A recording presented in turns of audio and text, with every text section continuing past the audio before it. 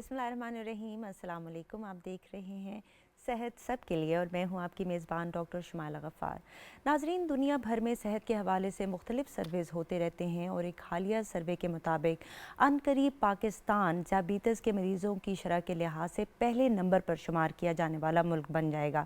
ये एक बहुत ही परेशानी की बात है क्योंकि ज़ियाबीतस एक ऐसा मर्ज़ है जो कि मदर ऑफ़ इलनेसेस कहलाता है, यानी कि ये अंदर ही अंदर इंसान को खोखला किए जाता है और मरीज़ को पता भी नहीं चलता कि किस तरह से उसको नज़रों के, गुर्दों के और दिल के मसाइल दरपेश आ गए हैं।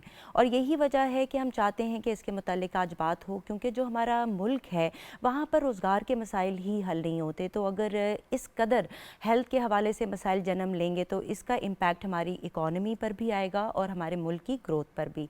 और यही वजह है कि PTV न्यूज़ हेल्थ एजुकेशन के हवाले से ये प्रोग्राम करता है और इस काविश में हमारा साथ देते हैं major general retired Azhar Mahmood Kiyani साहब, जो कि एक वेल नोन कार्डियोलॉजिस्ट हैं और इनका 40 साल से ज़ायद एक्सपीरियंस है अपनी फील्ड में। अस्सलाम वालेकुम सर। जी वालेकुम वेलकम सलाम। To the program. Thank you. कैसे हैं आप? ठीक ठाक हैं? जी अल्हम्दुलिल्लाह बिल्कुल जी ठीक सर, है। जिस तरह की मैंने बात की कि ज़ियाबीतस के मरीज़ जो हैं उनमें बहुत ज़्यादा इजाफा हो गया है और ये शरह जो है ये ख़तरनाक हद तक बढ़ चुकी है।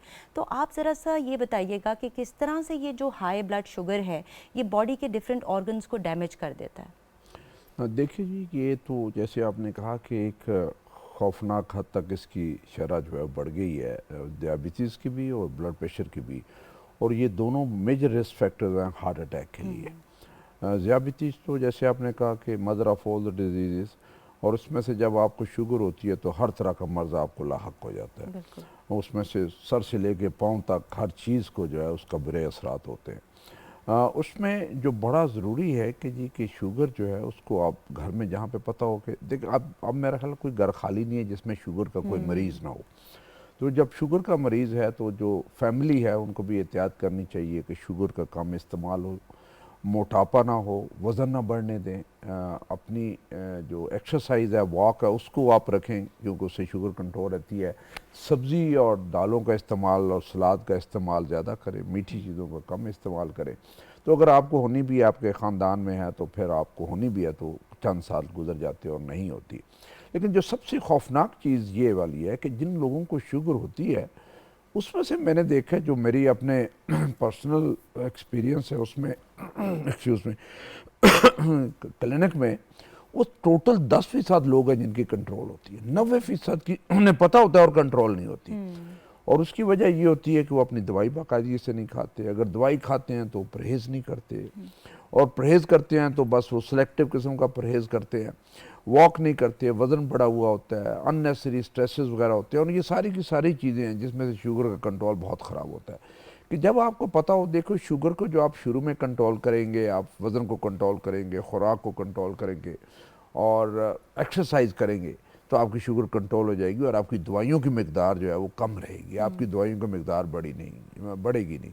लेकिन जो जो आप बेहतियाती करेंगे आपकी शुगर कंट्रोल नहीं होगी, आपकी दवाइयों की मैक्सिमम तादाद हो जाएगी, ज़्यादा से ज़्यादा गोलियाँ होंगी, इंसुलिन की ज़्यादा से ज़्यादा डोज होगी, फिर भी आपकी शुगर कंट्रोल नहीं हो रही होगी। और वो जो शुगर कंट्रोल नहीं होती वो तबाही मचाती है। जब हमारे जो दिल के मरीज़ होते हैं उनमें जब शुगर कंट्रोल नहीं होती, हाइपरग्लाइसीमिया होता है, शुगर का लेवल ज़्यादा होता है, तो खून गाढ़ा हो जाता है। और खून अच्छा। गाढ़ा होता है तो उसमें से नालियों में वो जमा होना शुरू हो जाता है, जमता है खून और नालियों को बंद करता है। और एक नाली जो अभी बंद नहीं है और आपको हार्ट अटैक अभी नहीं होना चाहिए, तो ज़्यादा शुगर होने की वजह से उसके अंदर क्लॉट बन के आपको हार्ट अटैक जल्दी हो जाता है। और यही हिसाब जो है वो आपके फालिज का होता है कि आपकी दिमाग की जो नालियाँ हैं अगर उसमें रुकावट नहीं है, थोड़ी रुकावट है, तो शुगर ज़्यादा होने की वजह से क्लॉट्स बनते हैं, क्लॉट से वो नाली बंद होती है और आपको फालिज होता है। इसी तरह आँख की नाली और आँख की नाली में क्लॉट बनता है, आपकी नज़र चली जाती है। अच्छा। और जो गुर्दे के नालियाँ उसमें भी इसी तरीके से गुर्दे की शुगर जो है बहुत ज़्यादा डैमेज करती है। और ज़्यादातर जो हमारे डायलिसिस के मरीज़ है वो शुगर के मरीज़ होते हैं। अच्छा। तो ये सारी चीज़ों से अगर आप बच सकते हैं, अगर आप शुरू से एहतियात करें, एक तो शुगर होना ही ना, जब आपको पता हो कि आपके ख़ानदान में शुगर है तो चीनी का इस्तेमाल, मीठे का इस्तेमाल कम कर दें। नेचुरल जो शुगर है उसका इस्तेमाल करें, नेचुरल मीन्स के फ्रूट वगैरह हो उसका इस्तेमाल ज़्यादा करें। चीनी आपके लिए या मीठा आपके लिए जहर बन जाता है और ठीक। आपकी हर चीज़ को जो है वो ख़त्म करता चला जाता है और तबाही मचा देता है। तो ये बड़ा ज़रूरी है कि देखिए शुगर का होना कोई इतनी बुरी खबर नहीं होती है। अगर आपको हो गई है, उसको ना कंट्रोल करना बहुत बुरी बात होती है और उसके नुकसानात बहुत ज़्यादा होते हैं। जब आपको शुगर हो जाए तो आपकी कोशिश ये होनी चाहिए कि आपकी सुबह की जो शुगर है 100-110 से ऊपर ना जाए बगैर खाए पिए, और शाम वाली जो शुगर है वो 160 से ऊपर ना जाए खाने से पहले। और जो 3 महीने का कंट्रोल है जिसे हम HbA1c कहते हैं, वो एवरेज जो कंट्रोल है, अगर आपको शुगर नहीं है तो 6 के करीब होनी चाहिए, अगर शुगर है तो कंट्रोल में 7 से नीचे रहनी चाहिए। तो ये चीज़ें हैं जिनका ये फिगर्स हैं जो आपको याद रखनी याद चाहिए। होने चाहिए। बिल्कुल, ये आपने बड़ी अच्छी बात की कि कहीं पर इनको लिख लें ताकि अगर आपको भूल भी जाते हैं तो आप इनको देख सकते हैं।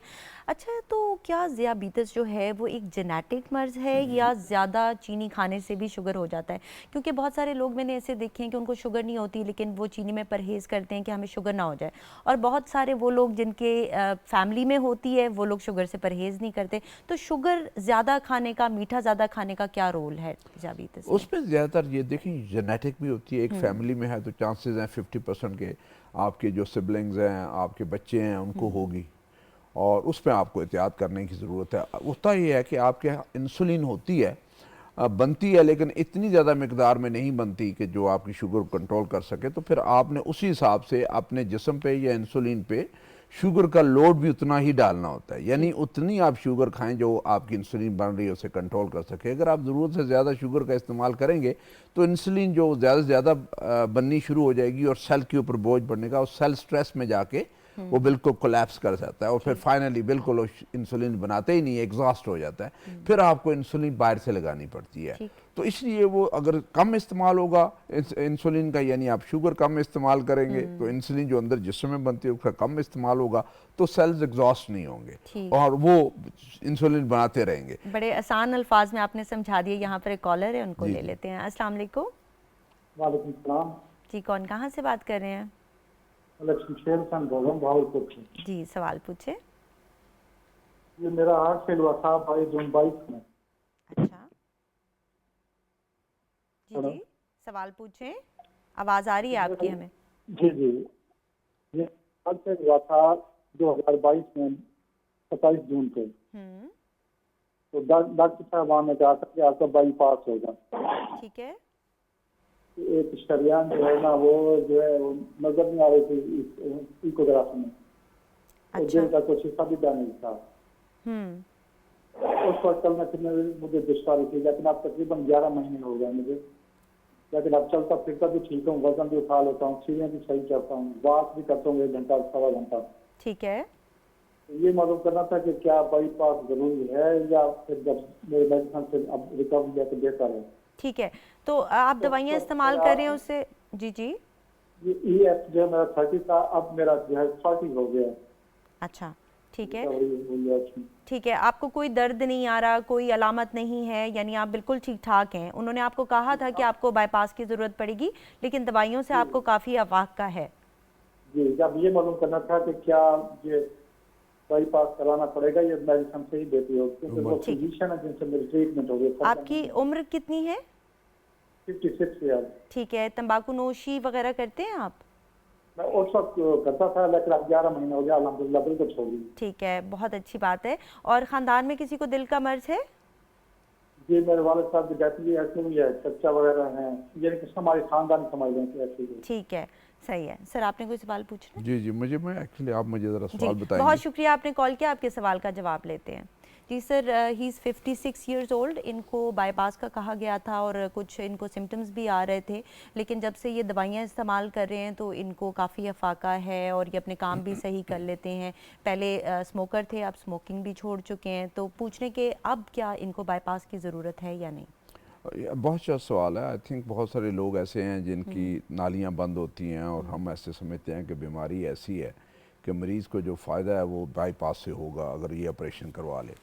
लेकिन उसमें से अगर मरीज़ की एज ऐसी और मरीज़ अपनी दवाइयाँ बाकायदगी से ले रहा है और जो एहतियात बताई है वो एहतियात कर रहा है, तो उसे सिम्टम्स नहीं है, यानी वो रोज़ाना रोज़मर्रा के काम अपने घर के करता है और उसमें उसे कोई तकलीफ़ नहीं होती, तो फिर बेशक दवाइयाँ जो है वो इस्तेमाल करता रहे, लेकिन गाय बगाए यानी हर 3 महीने के बाद अपने जो कार्डियोलॉजिस्ट है उन्हें दिखाते रहें, ताकि वो देखेंगे कहीं ECG में कोई और चेंजेस तो नहीं आ रही, टेस्टों में कोई ख़राबी तो नहीं आ रही, कहीं कोई छोटा मोटा हार्ट अटैक होने का ख़तरा तो नहीं है, ठीक। तो वो फिर दवाइयाँ उसी हिसाब से एडजस्ट करते चले जाते हैं। तो अगर आपके सिम्टम्स ठीक हैं और आप दवाइयाँ बाकायदगी से खा रहे हैं और जो एहतियात आपको बताई गई है वो एहतियात कर रहे हैं, तो फिर बेशक दवाइयाँ जारी रखें। और जब आप दवाइयाँ खाने के बावजूद आपको तकलीफ़ हो, यानी आप सारी दवाइयाँ भी खा रहे हैं, एहतियात भी कर रहे हैं, लेकिन इसके बावजूद आपको चलने से सीने में दर्द हो जाता है, काम काज करते हुए सीने में दर्द होता है, खाना खाते हैं उसके बाद दर्द होता है, नहा रहे हैं उससे दर्द होता है, या बातें करते हैं उससे दर्द हो जाता है, इसका मतलब यह है कि कुछ और चीज़ करने की ज़रूरत है, तो फिर किसी न किसी इंटरवेंशन की ज़रूरत होती है, वहाँ पे बाईपास की ज़रूरत पड़ती है। लेकिन अगर इनके सिम्टम्स ठीक है, क्वाइट हैं, दवाइयाँ बाकायदगी से खा रहे हैं, अपने डॉक्टर को बाकायदगी से दिखा रहे हैं, तो फिर इन्हें अभी फ़िलहाल बेशक बाईपास ना करवाएं। ठीक है। अच्छा सर, इन्होंने ये भी कहा कि ये पहले तंबाकू नोशी करते थे, अब इन्होंने छोड़ दी है, तो आप ये बताइएगा कि तंबाकू नोशी किस कदर डेंजरस है दिल के लिए, और जब पेशेंट छोड़ देता है तो उसका इम्पैक्ट कितने अरसे में आ जाता है? देखिए, जो ही जिस दिन आप तम्बाकू छोड़ते हैं उसी दिन उसका फ़ायदा शुरू हो अच्छा। जाता है। हाँ, वो तम्बाकू होता है ना, वो आपके खून को गाढ़ा करता है, नालियों को सकेटता है, उसके अंदर कुछ केमिकल्स ऐसे होते हैं जो क्लॉट्स बनाते हैं। तो जो ही आप छोड़ते हैं तो ये सारी चीज़ें बंद हो जाती हैं और खून पतला होना शुरू हो जाता है और नालियों का जो सिकुड़ना है वो ज़रा कम हो जाता है और आपको हार्ट अटैक होने के चांसेस कम होते हैं। जो आप तम्बाकू नोशी करते हैं तो उसमें से किसी वक्त भी हार्ट अटैक हो सकता है, और हार्ट अटैक के साथ साथ ये भी होता है कि वही खून जो गाढ़ा होता है तम्बाकू नोशी से, या नालियाँ सिकुड़ती हैं, वो आपको फालिज भी कर सकता है। तो तम्बाकू नोशी छोड़ने का फ़ायदा तो उसी दिन शुरू हो जाता है जब आप छोड़ देते हैं, लेकिन इसका जो मैक्सिमम जो स्टेटस है, यानी 2 साल में इसका मैक्सिमम इसका फ़ायदा होता है। और नॉन स्मोकर स्टेटस, यानी कि जैसे सिगरेट पीने वाले और नॉन सिगरेट पीने वाले में जो फ़र्क है वो जाके आगे महसूस होना शुरू होता है 10 साल के बाद। अच्छा। तो उसके जो असरात, बुरे असरात हैं, वो उस वक्त तक उसके काफ़ी ख़त्म हो चुके होते हैं और फिर वापस आप नॉन स्मोकिंग स्टेटस पे जो है वो अब 10 साल के बाद पहुंचते हैं। सही, यानी बहुत बेहतर तो ये है कि आप स्मोकिंग करें ही ना, लेकिन अगर आप कर रहे हैं तो आपको चाहिए कि आप जल्द अज जल्द इससे छुटकारा पा लें, क्योंकि ये बहुत सारे और भी मसाइल जो है उनको जन्म दे सकता है। Sir, coming back to sugar, कि बाज़ लोग ऐसे भी होते हैं जिनका दिल करता है मीठा खाने को, तो क्या उनको शुगर होने वाली होती है या उनकी बॉडी जो होती है उसमें शुगर की कमी होती है? इस तरह नहीं, से वो क्यों क्रेविंग फीलिंग कुछ होती लोगों है? को होती है और शुगर हंगरी वो होते हैं और मीठा चीज़ें वो ज़्यादा खाते हैं। देखिए, शुगर जो है ना, एक तो आप कैलोरीज ज़्यादा होती हैं, मोटापा ज़्यादा करती है, और उसके साथ साथ आपका ब्लड शुगर लेवल को भी ज़्यादा करती है, और आपके जो बीटा सेल्स हैं जो कि इंसुलिन बनाते हैं उन पे स्ट्रेस आता है, बहुत ज़्यादा स्ट्रेस आता है। जो क्रेविंग होती है वो डिफरेंट होती है। अगर आपको क्रेविंग हो तो अगर आपको दिल भी करे तो आप उसकी मीठा जो है वो कोई फ्रूट खा लें, जो फ्रूट है उसको ले लें, बजाय ये कि आप कोई चॉकलेट्स या आइसक्रीम या ऐसी कोई चीज़ खाएं। ये ऐसी चीज़ें हैं जो कि रिफाइंड शुगर है, और रिफाइंड शुगर जो है जिसे कहते हैं वाइट शुगर या रिफाइंड शुगर है, वो आपके लिए जहर है, जिसे आप पॉइजन कहते हैं। वो इसी तरह जो ब्लड प्रेशर वालों के लिए जिस तरह नमक जहर है, और शुगर वालों के लिए जो है मीठा, चीनी, शक्कर, गुड़, ये सारे के सारे जहर है। अच्छा। और अगर आपने कोई मीठी चीज़ खानी भी है तो आप फ्रूट की शक्ल में खाएं। और अगर आपका दिल करता है कि कोई मीठी चीज़ खाने के लिए, तो उसके लिए ये जो स्वीटनर्स हैं, जो मीठा करने वाली मसनूई जो चीज़ें हैं, जिसमें से कैंड्रल है या स्प्लेंडा है, इसका पाउडर या इसकी गोली आप इस्तेमाल कर सकते हैं और वो अपना वो मिठास पूरा कर सकते हैं। लेकिन बहुत ज़्यादा जो लोग मैंने देखे हैं कि वो मीठा बंद कर देते हैं और उनका जायका उसी तरह आपसे वो डेवलप हो जाता है, उनकी आदत हो जाती है बगैर मीठे के खाने के। चाय है तो बगैर चीनी के, सही। शरबत है बगैर चीनी के, वो पीते हैं। तो ये अगर नहीं कर सकते तो वो गोली का इस्तेमाल जो है, ठीक। मसनूई जो स्प्लेंडा या आप कैंडल जो है बिल्कुल, वो इस्तेमाल कर सकते हैं। इंसान इतना अडेप्टेबल है कि अगर वो चाहे तो कुछ भी कर सकता है। यहाँ पर कॉलर है, उनको लेते हैं। अस्सलाम वालेकुम। अस्सलाम वालेकुम। वालेकुम अस्सलाम। शबीर है, मैं बागाबाद कश्मीर से। जी शबीर साहब, सवाल पूछे। मेरा क्वेश्चन ये है कि शुगर जो है वो इसकी इब्तिदाई अलामात क्या है? ठीक है। आपके ये डॉक्टर साहब से सवाल है। आपके किसी रिश्तेदार को या आपको खुदा न खास्ता शुगर तो नहीं है? मुझे जो है वो ज्यादा यूरिन आता है। ठीक है। और आप ये बताइएगा कि क्या वज़न भी ज़्यादा हो रहा है आपका? जी, वज़न भी ज़्यादा हो रहा है आपका? मैं वजन ज्यादा नहीं हो रहा। ठीक है। और प्यास ज़्यादा लगती है आपको? प्यास ज्यादा लगती है। ठीक है। कोई टेस्ट वगैरह करवाए हैं आपने? टेस्ट वगैरह नहीं करवाए। अच्छा ठीक है। ख़ानदान में किसी को शुगर है आपके? नहीं। अच्छा ठीक है, बहुत शुक्रिया। आपके सवाल का जवाब लेते हैं। जी सर, इन्होंने पूछा कि इब्तिदाई अलामात क्या होती हैं शुगर की। ये बड़ा अच्छा सवाल है। आई थिंक जब आपके ख़ानदान में शुगर हो तो आपको पता चल जाता है कि जी कि उस मरीज़ को क्या अलामात थी और कैसे शुगर डायग्नोज हुई। इसमें सबसे ज़्यादा ये होता है कि आपका, जैसे उन्होंने बात कहा कि छोटा पेशाब ज़्यादा आना शुरू हो जाता है, दिन को भी और रात को बार बार उसके लिए उठना पड़ता है, ज़बान खुश्क हो जाती है और आपका जो है जिस्म में थकावट महसूस होती है, प्यास ज़्यादा लगती है। आपको ऐसे पता चलता है कि थका थका सा बंदा रहता है, जिस्म में दर्दें शुरू हो जाती हैं, पाँव हाथ पाँव, कई कुछ लोगों के हाथ पाँव सुन्न हो जाते हैं। ये जब चीज़ें शुरू हो जाए और आपका वज़न कम होना शुरू हो जाए, देखिए शुगर जो है ना वो जिस्म को पिघला देती है। अच्छा। हाँ, तो वो डिज़ाल्व हर एक चीज़ शुरू होनी शुरू हो जाती है। वो जब चीज़ें हो जाए तो आप फ़ौरन अपना शुगर का टेस्ट करवाएं, एक यूरिन का टेस्ट करवाएं, एक ब्लड शुगर टेस्ट करवाएं जिसमें फास्टिंग हो और फिर रैंडम वाले शुगर हो। और जिनके ख़ानदान में शुगर है, ख़ानदान का मतलब बहन भाइयों को, वालदैन को, चचा ददियाल में ननियाल में शुगर है, तो चांसेस हैं कि आपको भी शुगर होगी। और जहाँ आपको शक पड़े आप अपनी शुगर चेक करवा लें। और जहाँ शुगर ज़्यादा हो, कई दफ़ा होता है कि आपकी शुगर बॉर्डर लाइन होती है, बहुत ही थोड़ी सी ज़्यादा होती है, जो कि डाइट से और एक्सरसाइज से ठीक हो जाती है और कई साल आपको दवाई की ज़रूरत नहीं पड़ती जब आप एहतियात करते हैं खुराक में और एक्सरसाइज अपनी करते हैं और वेट नहीं बढ़ने देते। तो ये जो अलामात हो तो फिर आप चाहिए कि आप अपने सारे टेस्ट करवा लें। और कई दफ़ा एक टेस्ट से आपको पता नहीं चलता, लेकिन ये अभी जो है ना फास्टिंग शुगर, फिर रैंडम शुगर, फिर HbA1c जो 3 महीने का जो एवरेज आपका पिछले 3 महीने में जिसमें शुगर कितनी रही और नॉर्मल लेवल पे रही या नॉर्मल लेवल से ज़्यादा रही, वो वाला टेस्ट आपको बताता है। वो टेस्ट HbA1c, वो टेस्ट जरूर करवा लेना चाहिए। सही, यहाँ पर कॉलर है, उनको ले लेते हैं। अस्सलाम वालेकुम। वालेकुम सलाम। जी, कौन कहाँ से बात कर रहे हैं? मैं मोहम्मद वली बोल रहा हूँ गिलगित से। जी, सवाल पूछें। सवाल पूछें। मैं जी, आप टीवी को मत सुनिए, हमसे डायरेक्ट बात करें। दर्द होते है तो मैं ये डॉक्टर साहब से पूछना था। जी, मैं CMH गया तो उन्होंने SIG करके टीवी बंद। जी, आप टीवी बंद कर दीजिए और डायरेक्टली हमसे बात कीजिए। हाँ जी, तो उन्होंने मेरा ये चेक करके तो मुझे उन्होंने 4 गोलियां दिया था। तो अभी कभी कभी मेरा ये बाएं साइड पे दर्द होते, पता नहीं क्या मसला है। अच्छा, ठीक है, तो आप ये बताइएगा उम्र कितनी है आपकी? उम्र मेरा 63 है। अच्छा, ठीक है। चलने और के दिल के कोई टेस्ट वगैरह हुए थे आपके? हाँ, दिल का वो टेस्ट करके तो उन्होंने मुझे लोफरीन का कोई 4 गोलियां दिया था। ठीक है, वो इस्तेमाल करें, लेकिन अभी भी आपको दर्द आता है, तो उसके लिए आपने हाँ, बस। जो है किसी डॉक्टर को दिखाया है? हाँ जी, मैंने उधर CMH में दिखाया था गिलगित में। ठीक है, तो उन्होंने क्या कहा है आपको?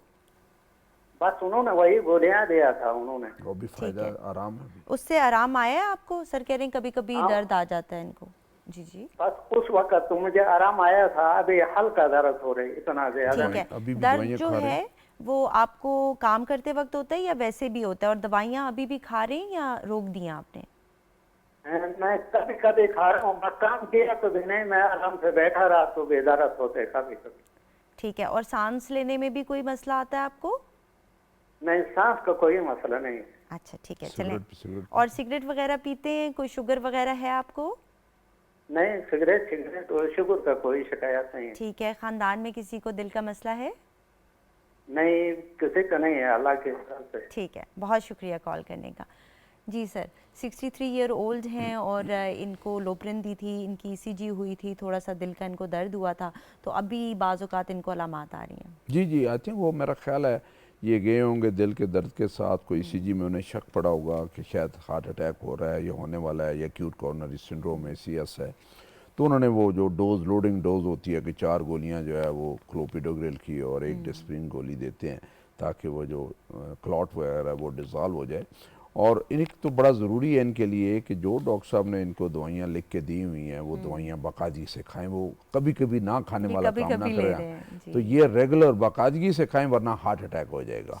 और अभी पहले अगर हार्ट अटैक हो रहा था आप उससे बच गए हैं, तो अब अगर आपने दवाई ना खाई तो आपको हार्ट अटैक के साथ अस्पताल पहुँचेंगे और ये भी हो सकता है कि अस्पताल पहुँच ही ना पाएँ। तो इसलिए यह बड़ा ज़रूरी है कि जब एक दफ़ा आपकी बीमारी का पता चल जाए और आपकी तब्दीलियाँ जो है आई हों ECG में और आपको पता हो कि आपको हार्ट अटैक होने वाला था जो रुक गया है, तो फिर दवाई में ज़रा नागा या कोताही या सुस्ती नहीं करनी चाहिए। और साथ साथ इन्हें चाहिए कि उन दवाइयों के बावजूद अगर इन्हें तकलीफ़ होती है और चलने से सीने में दर्द होता है, खाना खाने के बाद दर्द होता है, कोई चढ़ाई चढ़ते हैं, कोई काम काज करते हैं, नहाते हैं, उससे सीने में दर्द होता है, तो फिर दिल वाले अस्पताल में दिखाएं। दिल वाला अस्पताल अभी तो गिलगित पे भी है, वहाँ पे ये दिखा सकते हैं और वहाँ पे फिर बताते हैं कि क्या आगे एंजियोग्राफी या किसी चीज़ की ज़रूरत है कि नहीं। ये चाहिए इन्हें कि CMH में या गिलगित में एक नया दिल का अस्पताल बना है, वहाँ पे दिखाएं, वहाँ पे इनकी एको हार्ट का अल्ट्रासाउंड हो जाए और अगर कोई और टेस्ट करने की ज़रूरत वहाँ पे हो जाए और एंजियोग्राफी भी हो जाए तो वो ज़्यादा बेहतर तरीके से बीमारी की तशखीस हो सकती है, पता चल सकता है कि कितनी नालियाँ बंद है और आगे क्या करना है। सही। अच्छा सर, ज़ियाबीतिस के कुछ मरीज़ ऐसे होते हैं जिनका वेट गेन होना शुरू हो जाता है और कुछ का कम होना शुरू हो जाता है, तो दोनों में क्या फ़र्क है और क्या डायबिटीज़ किसी भी एज पर हो सकती है आपको? डायबिटीज़ किसी भी एज पे होती है, एक जुवेनाइल होती है जो बच्चों में होती है और एक एडल्ट वाली होती है जो बड़ों में होती है, जो किसी वक्त भी हो सकती है। उसमें से आप डिपेंड करते हैं, जिनका वज़न ज़्यादा होता है उनके चांसेस ज़्यादा होते हैं उनको डायबिटीज़ होने की। वज़न का मतलब ये है कि ये नहीं कि बहुत बड़ा वज़न बहुत ज़्यादा हो, एक वज़न जो आपके नॉर्मल साइज़ है। देखो ख़वातीन में अगर आई थिंक 60 केजी से या 65 केजी से ऊपर जाए तो शुगर के चांसेस ज़्यादा, ब्लड प्रेशर के चांसेस ज़्यादा और हार्ट के चांसेस ज़्यादा है। और बंदों में 75 केजी से या 80 केजी से ऊपर जाए तो ये आपके शुगर के और हार्ट अटैक होने के चांसेस ज़्यादा हो जाते हैं। और कमर जब आपकी बड़ी होने, ख़वातीन में 34 इंच से ऊपर चली जाए, मर्दों में 36 या 38 इंच से ऊपर चली जाए कमर, तो फिर शुगर और हार्ट अटैक होने के चांसेस ज़्यादा होते हैं। तो ये चीज़ें आपने साथ साथ में ये करनी है। अभी ये ज़रूरी नहीं कि बंदा बिल्कुल ही वो मटका बन जाए तो फिर जाके आपको शुगर होगी। हाँ, बहुत ही मोटा हो जाए और वो फिर वो वज़न उसका ये मतलब वज़न ये है जब आपकी कमर ज़्यादा और आपका वज़न 70 ख़वातीन में 60-65 से ऊपर चला जाए, मर्दों में 75-80 से ऊपर चला जाए तो फिर आपके चांसेस जो है वो ज़्यादा हो जाते हैं शुगर होने के। इसलिए वज़न को चेक करें, अपनी कमर के साइज़ को चेक करें और वॉक अपनी जो आधा घंटा डेली जो है वो जारी रखें। और जब आप शुगर को ना वज़न को कंट्रोल करते हैं और वॉक करना शुरू करते हैं तो आपकी शुगर ऑटोमेटिकली नीचे आना शुरू हो जाती है। और जिस तरह कि आपने कहा कि कमर का साइज़ बहुत ज़्यादा इंपॉर्टेंट है, ये आपको बता देता है कि अगर आपका मोटापा बढ़ रहा है तो इसका मतलब है कि अंदर बहुत सारी बीमारियां जो हैं वो शुरू हो रही हैं। यहाँ पर कॉलर है, उनको लेते हैं। अस्सलाम वालेकुम। अस्सलाम वालेकुम। हेलो, अस्सलाम वालेकुम। वालेकुम अस्सलाम जी, कौन कहाँ से बात कर रही हैं? मैं अरूज बात कर रही हूँ मनसेरा से। जी अरूज, सवाल पूछें। जी अरूज, सवाल पूछें। हेलो जी जी, हमें आपकी आवाज़ आ रही है, सवाल पूछें। मेरी एज 23 है ठीक है। और 5-6 साल से मैं काफ़ी बीमार रहती हूँ और मुझे पहले तो टाइफाइड हुआ है, उसके अच्छा। बाद रोसीला हो गया मुझे और ठीक है। काफ़ी उसके बाद मेरा थायराइड हो गया था मुझे। अच्छा। और अभी डॉक्टर ने मुझे ये नेक का टेस्ट मेरा पॉजिटिव आया, मुझे डर्माटोलॉजिस्ट का बताया और मैं उधर जाती हूँ अहमदाबाद में। अच्छा। तो मतलब काफ़ी मैंने टेस्ट करवाए हैं पर मुझे ये समझ नहीं आ रही कि मुझे क्या हुआ। इससे मैं ठीक भी नहीं रहती तबीयत। ठीक है। इसके साथ ही मेरा थायराइड भी पॉजिटिव आया हुआ है हम्म। और एज मेरी 23 है। ठीक है, ये बताइएगा। जी जी कि जी जी, मैं आपका सवाल मैंने सुन लिया। आप ये बताइएगा कि थायराइड आपका हाइपोथायराइड आया है या हाइपर थायराइड आया है? हाइपोथायराइड था। ठीक है, उसके लिए गोली दी है उन्होंने? जी जी, वो ली थी पर वो ठीक हो गया था। अभी तो ने का टेस्ट पॉजिटिव आया हुआ है। किसका टेस्ट पॉजिटिव आया है? DNA। DNA। जी। अच्छा ठीक है, ये किस लिए हुआ था आपका टेस्ट? डॉक्टर ने मनसेरा से करवाया था और डर्माटोलॉजिस्ट बताया था, डॉक्टर अहमदाबाद में होती है उनके पास। सही, ये किसी और चीज़ के लिए हुआ होगा। आप ये बताइएगा, हीमोग्लोबिन ठीक है आपका? खून की मिकदार ठीक है आपकी? जी जी, वो ठीक है पर HP जो है तो बहुत कम था। HB कम था आपका? ठीक कितना है। था? कितना था? 9-10 पॉइंट। ठीक है। और आपको थकावट रहती है, सांस वगैरह फूलता है? जी बहुत ज़्यादा। ठीक है। खुश्क होता है, आंखें खुश्क होती हर टाइम, बस मुझे दिल में कोई दर्द वगैरह तो नहीं आता आपको? दिल की धड़कन तेज होती हो? दिल में दर्द होता है, मैदे में इस तरह अचानक से उठती हूँ, बस सोई हुई कुछ भी मतलब काम नहीं करती, इतनी थकावट होती है, जिसमें दर्द होता है। ठीक है, ये बताइएगा जी, शुगर तो नहीं है आपको या खानदान में किसी को शुगर है? नहीं, मुझे तो नहीं है पर खानदान में है। ठीक है। अच्छा, ये बताइएगा कि जो थायराइड की गोली है, क्या वो आप सही तरीके से इस्तेमाल कर रही हैं या आपने छोड़ दी है? नहीं, फिर छोड़ दी थी, उसके बाद फिर छोड़ दी थी। वो दोबारा उसका टेस्ट करवाया था पर वो ठीक आया था। ठीक है, तो आपने खुद से छोड़ दी थी, कब छोड़ी आपने? उसका तकरीबन 8-9 मंथ हो गए। ठीक है। टीएसएच लॉस कितना? टीएसएच आपको याद है कितना था आपका आखिरी दफ़ा? 3 पॉइंट कुछ था। अच्छा, ठीक है, ठीक है। और चलें ये आपके लास्ट कब सवाल चेक का करवाया था? जी ये तकरीबन 9 महीने पहले उन्होंने करवाया। हर 3 महीने के बाद चेक करवाना। जी ठीक है, आपके सवाल का जवाब लेते हैं। बहुत शुक्रिया कॉल करने का। जी सर, आप क्या कहना चाहेंगे इनको? जी जी, आई थिंक इनके मल्टीपल प्रॉब्लम्स हैं और एक थायराइड का था जिसमें थायराइड प्रॉब्लम ने हुआ और उसमें से उन्हें थायरक्सिन की टैबलेट दी और फिर बीच में बंद हो गई। थायराइड का जो इशू होता है कई दफ़ा, वो तो कई दफ़ा आपको बहुत ज़्यादा बीमारियां और बहुत ज़्यादा सिक हो तो टीएसएच वगैरह या थायराइड फंक्शन टेस्ट ख़राब आते हैं और वो उस कंडीशन की वजह से आते हैं। ऐसा आपको थायराइड की कमी नहीं होती, यानी कि हाइपोथायराइडिज्म नहीं होता। और ये 7-8 महीने कहते हैं कि हो गया और उन्होंने गोली खाई थी फिर बंद कर दी और भी टीएसएच लास्ट इनका 3 आया था। लेकिन टीएसएच हर 3 महीने के बाद जो है वो चेक करवाना चाहिए। वो देखना ये है कि दोबारा ऊपर तो नहीं बढ़ गया, दवाई लेने की शुरू कर। इन्हें आई थिंक चाहिए कि ये यंग पेशेंट है, इन्होंने अपने वेट के बारे में नहीं बताया, इनका वेट कितना है, वेट कम है, पतली है या दुबली है, क्या इनका बॉडी स्ट्रक्चर इनका कैसा है और बाकी इनके टेस्ट क्या है। मामूली होता ही है कि जब इस तरह की आपकी चीज़ें आती हैं तो फिर कई दफ़ा मल्टीपल एंडोक्राइन जो है वो सिंड्रोम होता है जिसमें मल्टीपल जो आपके एंडोक्राइन ग्लैंड्स हैं वो अफेक्टेड होते हैं, जिसमें आपको थायराइड भी है, शुगर भी है, फिर उसमें स्टीरॉयड का भी इशू है, पिट्यूटरी ग्लैंड का भी इशू है, बहुत सारी चीज़ें होती हैं। तो इस पे एक दफ़ा ज़रूरी होता है कि यंग पेशेंट को जब इस तरह का प्रॉब्लम हो तो एक पूरी एक एंडोक्राइनोलॉजिस्ट से एक एवेल्युएशन हो जानी चाहिए और वो बहुत ज़रूरी होती है। और वो फिर एक दफ़ा डायग्नोज हो जाए फिर उसी हिसाब से जो उसकी ट्रीटमेंट है वो शुरू होनी चाहिए कि एक दफ़ा किसी एंडोक्राइनोलॉजिस्ट जो कि स्पेशलिस्ट हैं, थायराइड के स्पेशलिस्ट हैं, बाकी जो है वो ग्लैंड्स के जो एंडोक्राइन ग्लैंड्स हैं उनके स्पेशलिस्ट हैं, शुगर के स्पेशलिस्ट हैं, वो ज़रा एक दफ़ा इन्हें देख लें और उसके बाद फिर इनकी एक फाइनल डायग्नोसिस हो तो फिर जाकर। कई दफ़ा होता ही है कि ये आपको एक फ़ीवर हुआ, बड़ा स्वेयर फीवर हुआ, ज़्यादा आप बीमार हो गए और आपके ये टेस्ट जो हैं थोड़े से डिस्टर्ब हो गए, आपको ऐसा थायराइड का इशू नहीं है लेकिन उस कंडीशन में आपके वो टेस्ट थोड़े से ख़राब हो गए, वो फिर खुद ही ठीक हो गए। उस जब वो कंडीशन ठीक हुई तो वो खुद ही ठीक हो गए, लेकिन ऐसा आपको एंडोक्राइन का कोई इशू नहीं है। लेकिन एक दफ़ा इसको रूल आउट करना जो है बहुत ज़रूरी है। जिस तरह के डॉक्टर साहब ने आपको बताया कि बहुत ज़रूरी है कि आप किसी डॉक्टर के पास जाइए, एंडोक्राइनोलॉजिस्ट के पास, वो आपके सारे टेस्ट करेंगे। और जहाँ तक थायराइड का प्रॉब्लम है कि आपके बॉडी को बहुत ज़्यादा डिस्टर्ब कर सकता है, आपने बताया कि आपने दवाई स्टॉप कर दी थी। बाज़ों का टेस्ट इस वजह से भी नॉर्मल आ रहे होते हैं क्योंकि आप दवाई इस्तेमाल कर रहे होते हैं और जब आप दवाई छोड़ देते हैं तो आपके टेस्ट जो हैं उनके रिजल्ट्स ख़राब हो जाते हैं। तो हर 3 महीने बाद आपने अपने थायराइड के टेस्ट करवाने होते हैं। फिर आपने बताया कि आपका हीमोग्लोबिन काफ़ी लो है, उस वजह से भी आपको थकावट और ये जो सारे मसाइल आप बता रही हैं उस वजह से भी हो सकते हैं। तो बहुत ज़्यादा ज़रूरी है कि आप अपने बेस लाइन टेस्टिंग करवाइए, डॉक्टर को दिखाइए और उस लिहाज से वो आपको मेडिकेशन देंगे। यहाँ पर कॉलर हैं, उनको लेते हैं। अस्सलाम वालेकुम। वालेकुम अस्सलाम जी, कौन कहाँ से बात कर रहे हैं? जी मैं मुजफ्फराबाद से बात कर रही हूँ, सोबिया नाम है मेरा। जी सोबिया, सवाल पूछें। सवाल ये है कि मैं शुगर की पेशेंट हूँ तकरीबन 14 साल से। ठीक है। प्रेगनेंसी के दौरान मुझे शुगर हुई थी। तो खानदान में मेरी अम्मी को भी शुगर थी। अच्छा। तो मेरा वेट जो है काफी 80 kg था। तो वेट तो बहुत कम हो गया है लेकिन मैं टैबलेट खा रही हूँ किलो को। ठीक है। तो दूसरा ये है कि मुझे अभी भी इतनी वीकनेस है या मुझे कुछ हिम्मत नहीं है। तो मैं ये पूछना चाहती हूँ कि मुझे जो है ना आप बताएं कि ये मेरी शुगर जो है वो 350 होती है खा पी के। और फास्टिंग कितनी होती है? जी फास्टिंग कितनी होती है? फास्टिंग तो मैंने चेक नहीं करवाई क्योंकि यहाँ से जो बाजार है हॉस्पिटल वगैरह वो दूर है। ठीक है। तो जब वहाँ पर तक पहुँचे तो मेरी शुगर उन्होंने टेस्ट की है तो 350 तक होती है। ठीक है, ये बताइएगा कि उम्र कितनी है आपकी?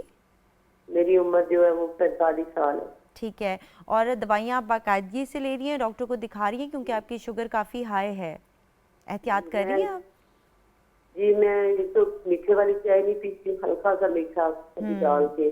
ठीक है। तो ये मुझे भूख नहीं लगती है।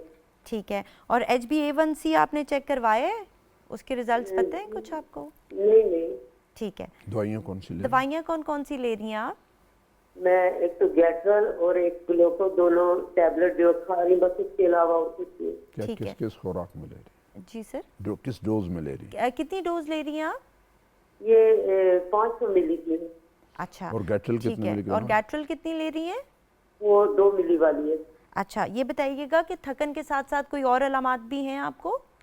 जी बहुत ज्यादा है। ये जो मेरे बाजू है ना, तो ये गर्दन से लेके ना तो इतने दर्द करते हैं कि मैं पर्दा भी नहीं उठा सकती हूँ। सही है, जब ठीक। मैं हंडी पकाती हूँ ना तो वो मैं चमचा नहीं हिला सकती हूँ। ठीक है। और मुझे मैं इतनी इतनी सुस्ती है कि मैं अभी भी चारपाई पे लेटी, मेरे बच्चे स्कूल पढ़ रहे हैं, ठीक तो है। मेरी हिम्मत नहीं होती कि मैं उनको टाइम दे सकूं। ठीक है। दूसरी HbA1c चेक करवाया था आपने? 3 महीने का? 3 महीने वाला टेस्ट जो होता है। नहीं, मैंने किसी को कोई यहाँ इतनी तो आपको पता है फैसिलिटी नहीं है। ठीक कितना है। दूर है अस्पताल? कितना दूर है अस्पताल आपसे? तकरीबन 1 घंटा लगता है। तो ठीक है। गाड़ियाँ जो मुयस्सर नहीं है। आपके पास खुद नहीं है जो खुद ग्लूकोमीटर। टेस्टिंग कर लेते हैं, ग्लूकोमीटर जिसे कहते हैं? नहीं, असल में मैं बहुत गरीब बंदा हूँ, मैं इतना अफोर्ड नहीं कर सकता। ठीक है, चलें, बहुत शुक्रिया आपकी कॉल का। आपके सवाल का जवाब लेते हैं। जी सर। जी देखिए, ये टिपिकल ये हमारी जनरल पॉपुलेशन है कि आपकी शुगर अनकंट्रोल्ड है, जिस्म में दर्दें हैं, बाजू हिला नहीं सकते, बाजुओं में दर्द है, और शुगर कंट्रोल नहीं है। और शुगर कोई ऐसी नहीं है जो कंट्रोल ना हो सकती है। आपने एक तो मॉनिटर करके अपनी जो दवाइयाँ हैं उनको एडजस्ट करना है, उसकी खुराक को ठीक करना है डॉक्टर के मशवरे के साथ। ये कह रही है कि इनका जो नज़दीक तरीन अस्पताल है उसमें 1 घंटा लगता है। वाकई वो वाला इशू है इनका बहुत ज़्यादा। और इसमें चाहिए कि मेरे जो इनको ये मशवरा होगा कि एक तो रोज़ाना, बेशक इनके जिस्म में दर्दें हैं, कमज़ोरी महसूस करती हैं, सुस्ती हैं, आधा घंटा ज़रूर दवाई समझ के चलें। ये समझें कि ये मैंने घड़ी रखी हुई है, टाइम नोट किया हुआ है, और आधा घंटा मैंने चलना है और उससे मेरी शुगर नीचे आएगी ठीक। और जिस्म में ताकत आएगी। साथ ही साथ इन्हें चाहिए कि गैट्रल जो है उसकी खुराक बढ़ाएं। ये 2 मिलीग्राम की सुबह शाम ले रही हैं, इन्हें 3 मिलीग्राम की सुबह शाम कर देनी चाहिए। और साथ ग्लूकोफेज जो है 500 मिलीग्राम सुबह दोपहर शाम ले लेनी चाहिए। वॉक करेंगी तो इनके बाजुओं में भी ताकत आएगी, इनकी टांगों में भी ताकत आएगी। बाजुओं की एक्सरसाइज जो है वो पूरी 10 दफ़ा सीधा, 10 दफ़ा उल्टा घुमाएं, ऊपर नीचे करके बाजुओं की जो एक्सरसाइज है वो करें। होता ही है कि जब हम बाजुओं की एक्सरसाइज नहीं करते तो एक नॉर्मल जो सेहतमंद बंदा होता है वो जब बाजू ऊपर उठाता है तो वो थक जाता है, क्योंकि वो मसल से तो वो काम ही नहीं लेता जो ऊपर उठाने वाले हैं। वो नीचे लटका रहता है बाजू हर वक्त, तो वो मसल उसके वीक होते हैं, और जो ही बाजू ऊपर उठाता है वो थक जाता है, कहता है जी मुझे तो हिम्मत ही कोई नहीं था। वो इसलिए कि आपने पट्ठों से काम नहीं लिया, पट्ठे आपके कमज़ोर हो गए हैं। जो पट्ठे ऊपर उठाने वाले हैं उनसे आपने काम नहीं लिया। वो एक्सरसाइज करेंगे तो पट्ठे तगड़े होंगे। बहुत सारे हमारे जो मसले हैं, हमारी जो हम वो कहते थे ना शुरू में, बॉडी की एक्सरसाइज, PT, ड्रिल, वॉक, इससे जो है आपके बाजुओं में ताकत आती है। हम बहुत सारे काम जो है वो ऊपर उठा के बाजू करने वाले नहीं करते। कई दफ़ा ऊपर कोई चीज़ें उठा के रखनी है, वजनी चीज़ उठा के ऊपर रखनी है, वो वाली आप करेंगे एक्सरसाइज तो आपके बाजुओं में ताकत आ जाएगी, टांगों में ताकत आ जाएगी, और साथ ही साथ ये शुगर आपकी कम हो जाएगी। इनको अपनी खुराक जो है वो एडजस्ट करने की ज़रूरत है। और साथ एक ग्लूकोमीटर ले। अभी ग्लूकोमीटर बड़ा सस्ता है, इतना महंगा नहीं है, वो आप घर में ही शुगर चेक कर लेते हैं। और ये कि आप रोज़ाना शुगर चेक करें कि मेरी कैसी शुगर है। आपने घर में मीठे का इस्तेमाल, चीनी का इस्तेमाल बंद, किसी चीज़ में चीनी नहीं होनी चाहिए, शक्कर नहीं होनी चाहिए, गुड़ नहीं होना चाहिए, शहद का इस्तेमाल नहीं करना, खजूर का इस्तेमाल नहीं करना, गर्मियों में आम नहीं खाने हैं आपने, ये चीज, और बेकरी का सामान नहीं खाना, कोई बोतल नहीं पीनी आपने। ये जो चीजें हैं इससे आपकी शुगर खराब होती है। सादा खाना जो है, रोटी, दाल, सब्जी और चाय अगर अब पीनी है तो बगैर चीनी के पीनी, या उसमें वो गोली डाल लें, मीठी कोई चीज़। और फ्रूट अगर लेना है तो ऐसा फ्रूट ले जिसमें शुगर कम हो, जैसे अमरूद वगैरह है, केला आप एक ले सकती हैं, सेब एक ले सकती हैं। ज़्यादातर अंगूर और जो आम है उसे कोशिश करें कि अवॉइड करें, कि उसमें शुगर कंटेंट ज़्यादा होता है। और जब आपकी शुगर कंट्रोल हो जाए, यानी फास्टिंग आपकी 100-110 के करीब आ जाए, तो फिर आप आम चख सकते हैं और इसी तरह खजूर वगैरह ले सकते हैं। लेकिन ज़्यादा शुगर हो तो इस फ्रूट से जो है वो परहेज करना बिल्कुल सर, ऐसे ही इनकी कॉल सुन के बल्कि मैं काफ़ी परेशान हो गई हूँ, क्योंकि इन्होंने बताया कि ये गुर्बत का सामना है, काफ़ी मसाइल हैं। तो अगर ये शुगर को कंट्रोल नहीं करेंगी तो इनको और बीमारियाँ भी हो जाएंगी और फिर और ज़्यादा मसाइल जन्म लेंगे। देखिए जी, मैं चाहता हूँ कि जो गुर्बत है ना, उस गुर्बत में आपकी ये चीज़ें कंट्रोल होनी चाहिए। ये शुगर शुगर और जो लल्ले तलल्ले हैं और खाना जो है गैर सेहतमंद खाना, ये जब पैसा होता है तब होता है। बिल्कुल। अगर आपने चटनी से रोटी खाई हो, दाल से रोटी खाई हो, सूखी रोटी खाई हो, कोई मीठी चीज़ घर में बनी ना हो और मीठे में कोई चीज़ आपने इस्तेमाल ना की, तो आपको शुगर नहीं होती। सही। आप गुर्बत है तो आप घर का काम अपने हाथ से करते हो, आप फिट होते हो। वो जो दूसरों से काम करवाता है, खुद काम नहीं करता, बैठा रहता है, सुस्ती में रहता है, वो बीमार होता है, उसका वजन भी बढ़ता है, उसका यहाँ वजन पर भी एक बढ़ता कॉलर है, है उसके हमारे पट्टे साथ, भी उनको कमजोर ले होते हैं, लेते उसके ना बाजू काम करते हैं ना टांगे काम करती हैं। तो ये जो आप बीमारी है, ये आप मोल लेते हो खुद, अपनी सुस्ती की वजह से, अपनी नालायकी की वजह से। हर वो बंदा जो अपने घर का काम अपने हाथ से करता है, वो बीमार नहीं होता। सर यहाँ पर कॉलर है, उनको ले लेते हैं। अस्सलाम वालेकुम। वालेकुम अस्सलाम व रहमतुल्लाह। मोहम्मद अफजल बोल रहा हूँ जनाब, जामपुर। जी मोहम्मद पंजाब। अफजल साहब, सवाल पूछे। मेरी एज है 61 जी। और वेट है 76 और ब्लड प्रेशर 160/100। अच्छा, ठीक है। तो मुझे जो है जब मैं चलता हूँ तो मेरे सीने में जो है ना, ये गले की तरफ जो है ना पेन हो जाता है, फिर बैठ जाता हूँ, फिर चलना शुरू हो जाता हूँ। तो ये प्रॉब्लम है मुझे। ठीक है, ये बताइएगा कि जब आप बैठ जाते हैं तो दर्द में आराम आ जाता है? हाँ, जब बैठता हूँ तो फिर इजी महसूस करता हूँ। ठीक है, और ये दर्द जो है ये आपको हर वक्त आ रहा है या सिर्फ एक्सर्शन पे आता नहीं, है? जब मकसद है कि चलता हूँ तो ठीक है। उस वक्त होता है। उम्र कितनी है आपकी? 61 मैंने आपको बताइए, 61 एज है मेरी और वजन मेरा है 76। जी, वजन आपने बताया और था। ब्लड प्रेशर है 160/100। दवाइयाँ ले ठीक रहे है, हैं? दवाइयाँ कोई ले रहे हैं और स्मोकिंग वगैरह मैं करते ले हैं? रहा हूँ, कार्बिडाल, लोप्रेन, सस्टैक, ठीक है। लिपिगेट, इजी डे और लो प्लेट है, ये CMH मुल्तान से ले रहा हूँ। ठीक है। अच्छा, ये बताइएगा शुगर वगैरह तो नहीं है कहीं आपको? नहीं, शुगर वगैरह नहीं है। और ये जब भी मैं जाता हूँ ना, अभी 3 साल हो गए, ये रिपीटेड कर देते हैं, क्योंकि डॉक्टर तो होते नहीं, अगर होते हैं तो फिर उनके पास टाइम ही नहीं होता। रिपीटेड पर ठीक, वही कारण। चल ठीक है, चलें आपके सवाल का जवाब लेते हैं। बहुत शुक्रिया आपकी कॉल मेहरबानी। करने का। जी जी, अच्छा, आई थिंक ये हार्ट के पेशेंट हैं और इनको अंजाइना हो रहा है, इन्हें तकलीफ हो रही है और ये बात इनकी ठीक है, 3 साल से जा रहे हैं और आगे मामला चल नहीं रहा। बिल्कुल। तो इनकी नालियाँ दिल की बंद हैं, इनका दिल चीख चीख के कह रहा है कि मुझे तकलीफ है, कुछ करें उसका, और इन्हें चाहिए कि अपनी एंजियोग्राफी, सीधी सीधी एंजियोग्राफी करवाएं। और एंजियोग्राफी वहाँ मुल्तान इंस्टीट्यूट ऑफ कार्डियोलॉजी से करवाएं, वहाँ पे ये सारी सहूलत मौजूद है। और जब एंजियोग्राफी का इनकी हो जाए और उसकी रिपोर्ट आ जाए तो हमारे साथ शेयर करें। और दवाइयाँ एडजस्ट करने की ज़रूरत है, ये जो दवाइयाँ ले रहे हैं इनको दवाइयों को बढ़ाने की ज़रूरत है। इन्हें चाहिए कि साथ एक गोली इसके शुरू करें, लोडोपिन, LODOPIN, लोडोपिन। हाँ जी, 2.5 मिलीग्राम। या ये एमलोडिपिन है। ये लोडोपिन जो है 2.5 मिलीग्राम एक गोली इसके साथ शुरू करें और डॉक्टर साहब को दिखाएं। अगर CMH में नहीं तो मुल्तान इंस्टीट्यूट ऑफ कार्डियोलॉजी में दिखाएं, CMH मुल्तान में कार्डियोलॉजिस्ट हैं, उन्हें दिखाएं। एंजियोग्राफी इनकी ज़रूरी है, मैंने एडवाइस कर रहा हूँ कि इन्हें अपनी एंजियोग्राफी करवानी चाहिए और ये मुल्तान इंस्टीट्यूट ऑफ कार्डियोलॉजी में जाएं, अपनी एंजियोग्राफी करवाएं, पता चलेगा कितनी दिल की नालियाँ बंद है और आगे क्या करना है। दवाइयाँ अपनी एडजस्ट करवाएं और इनको जो चलने से जो सीने में या गले में दर्द आता है, ये दर्द बंद हो जाना चाहिए, दवाइयों से ठीक हो जाना चाहिए।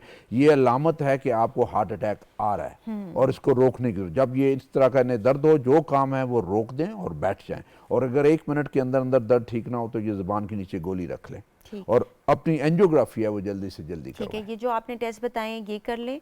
और दूसरी बात ये है कि जो दवाइयाँ हम हमेशा से बताते हैं कि आपने अपनी किट में रखनी है, वो भी ये ख़रीद के अपने पास रख लें। और इनको जो दिल का दर्द आ रहा है वो बता रहा है कि मसला जो है वो काफ़ी सिवियर है, तो इनको ये ख़ुद टेस्ट करवाने चाहिए। और सर, जिस तरह कि उन्होंने बताया कि अक्सर पेशेंट्स को ये शिकायत रहती है कि CT कर दिया जाता है, कॉन्टीन्यू ट्रीटमेंट, और वही दवाइयाँ दे दी जाती हैं और पेशेंट का जो मसला है वो हल नहीं होता। तो इस तरह में हम कहते हैं कि हमेशा पेशेंट को खुद जोर देना चाहिए डॉक्टर पर कि नहीं, मेरे ये वाले टेस्ट आप करवा लें क्योंकि मैं मुतमईन नहीं हूँ। नहीं, उसमें से आई थिंक सेकंड ओपिनियन भी लेने की ज़रूरत है। अभी देखें, आपके पास एक फैसिलिटी है मुल्तान, CMH मुल्तान में एंजियोग्राफी की फैसिलिटी नहीं है, मुल्तान इंस्टीट्यूट ऑफ कार्डियोलॉजी में फैसिलिटी है, तो आप अपना बेशक डॉक्टर चेंज कर लें, क्योंकि आपको तकलीफ है, उस तकलीफ का आपको आराम आना चाहिए, वो बहुत ज़रूरी है। जब आपको आराम आए फिर डॉक्टर की जान छोड़ें, अदरवाइज डॉक्टर की जान ना छोड़ें, क्योंकि वो आपको बार बार बता रहा है कि आपको हार्ट अटैक होने वाला, हार्ट अटैक होने वाला है, उसका कुछ इलाज करें। ठीक।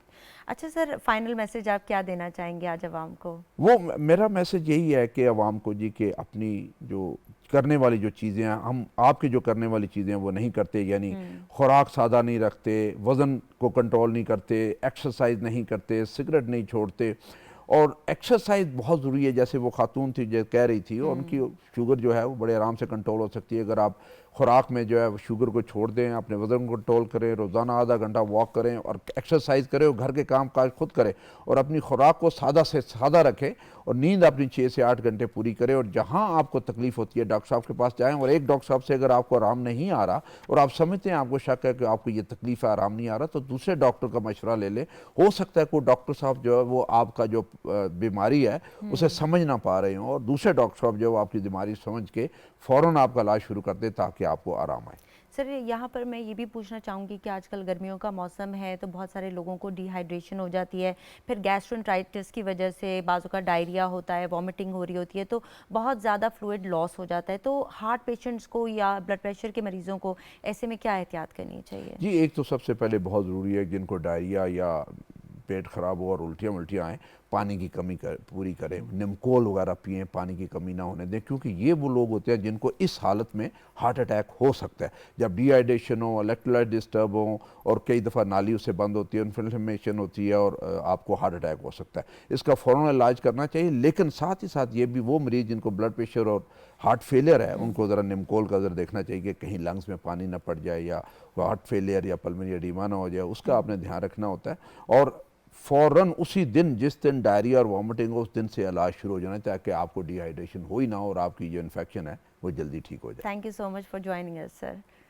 जी नाजरीन, प्रोग्राम आपने देखा, उम्मीद है आपको पसंद आया होगा। जिस तरह के डॉक्टर साहब ने बताया, अपनी ज़िंदगी को सादा रखिए, जिस कदर हो सादा खुराक खाइए, चहलकदमी कीजिए और मसाइल से दूर रहिए। अगर आपको कोई मसला दरपेश आता है तो उससे हल करने की पूरी कोशिश कीजिए, लेकिन अगर कोई मसला हल नहीं हो रहा तो you should know when to quit, क्योंकि अल्लाह ताला जब एक दर बंद करता है तो 100 दर खोल भी देता है। Take care of your self and keep smiling. अल्लाह हाफिज़।